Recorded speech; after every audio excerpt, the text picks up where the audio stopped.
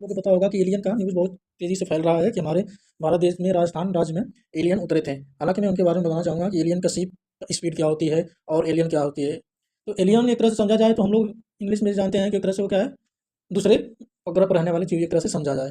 हालाँकि हमारे देश में ऐसा कहीं नहीं आया है सुनने में कि एलियन उतरे थे, लेकिन न्यूज़ में बहुत ही तेज़ी से फैल रहा है और एलियन की स्पीड जो जहाज़ की है उसके बारे में बताना चाहेंगे। ऐसा अनुमान लगाया जाता है कि एलियन की स्पीड अगर पृथ्वी पर आना हो तो इस वेग से आना चाहिए, लेकिन वो क्या है कि उनकी शिप की स्पीड प्रकाश के वेग के बराबर होगा तभी आ पाएँगे। तो ऐसा स्पीड लाने के लिए क्या करना पड़ता है, या तो भार को 0 करना पड़ेगा या फिर क्या होगा कि उसके जी में, ठीक है? अगर भार को कम करेंगे 0 तो स्पीड बढ़ जाएगी, लेकिन ऐसा कर पाना संभव नहीं है। अगर भार को बढ़ाते हैं तो स्पीड कम हो जाएगा। जिससे यह होता है कि ऐसा कर पाना असंभव है और ये केवल एक क्या है, नासा के द्वारा बताया गया कि यह एक वीडियो ऐसा एडिट करके बनाया गया है जो कि सही नहीं है।